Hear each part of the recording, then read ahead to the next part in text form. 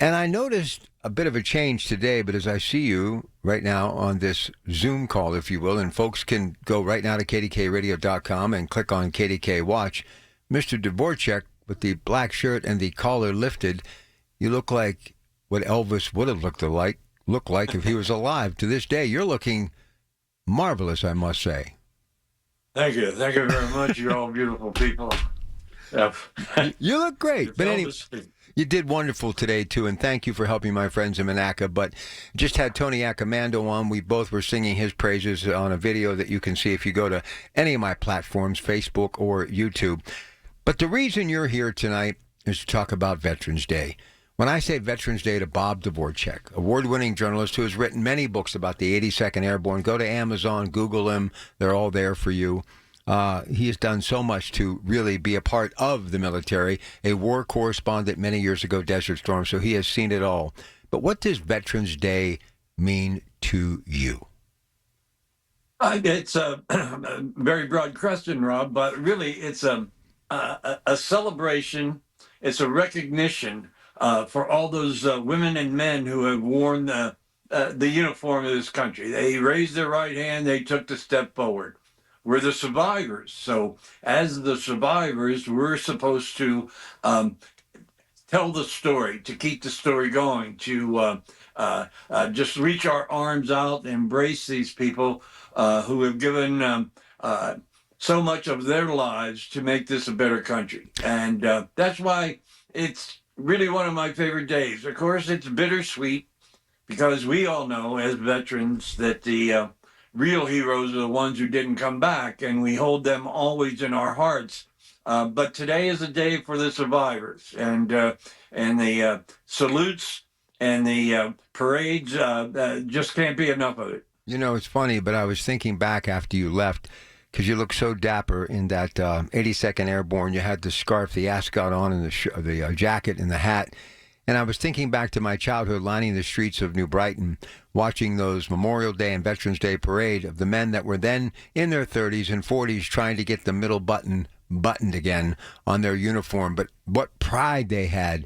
And all they did was really work hard, never counted calories, kissed their wife, went to the Elks on Saturday night, had a few beers and highballs during the week, but they worked, back-breaking work, as did their wives, to give us, the greatest generation, baby boomers, an opportunity to get the joys out of what America is all about.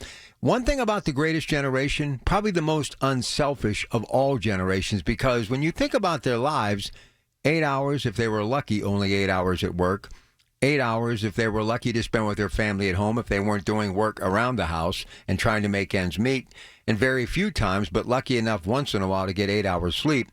And it was just basically get up and do it over again. And the next thing you know, 40 years went by, they retired, and sadly, because of years of smoking and drinking, many of them died very young in their 70s. So they were just grateful for every single second after being a part of the great war that was World War II.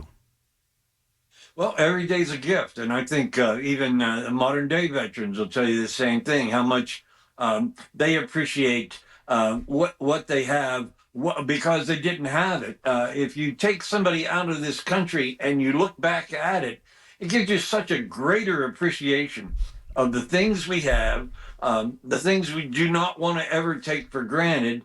The opportunity to work, to provide for your family and your children, your grandchildren. It's the calling that I think my father from the greatest generation taught me. And those people, they never talked about it much. It's hard to talk about. You don't want to talk about it, but when you're in the company of other veterans, you just feel a sense of camaraderie that, even a nod or a head shake or just a sideways glance, and you can tell what somebody's thinking at the moment.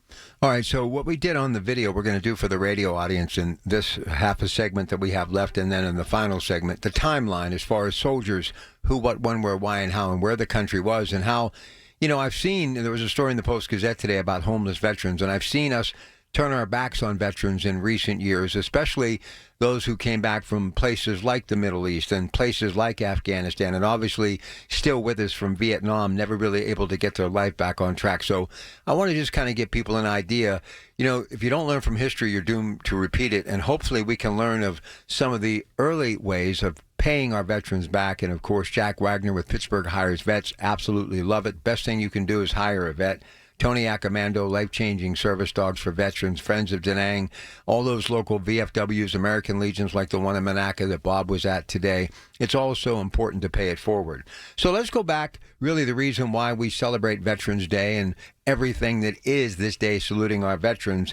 World War I, the Great War. They came back, America prospered, the Roaring '20s, so they had some time between the stock market crash of '29, and it really was happy days are here again after a very ugly and brutal war that was World War I.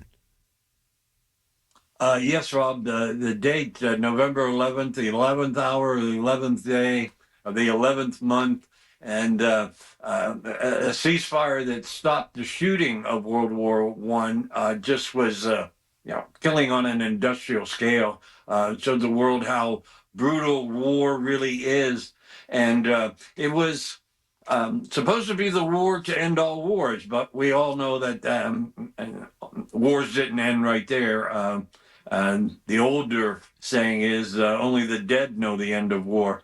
But World War I established America as a power in the world. It had a place on the world stage. It wasn't just the European governments that were going to run the show. America had a voice now, and it really emerged onto the international scene because of World War I.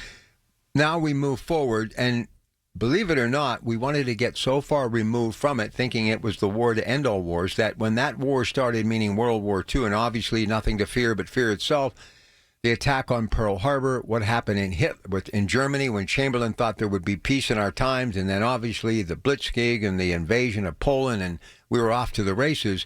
Our equipment had become so old and antiquated that we basically had nothing but what was left from World War I, and we had to reboot, and thus the steel industry, Rosie the Riveter, and all the things that took place. And it really took us a while to kind of get modernized. So when you look at today and where we are, and the numbers are down as far as recruitment is concerned, and how we're sending stuff out of this country to be made, as far as tanks being made in Europe to supply our military, it's kind of frightening as far as history may be doomed to repeat itself. But one thing is for sure, the greatest generation, even though many of these mills that they worked in have been closed for 40 years now, we're still standing on their shoulders, are we not, Bob?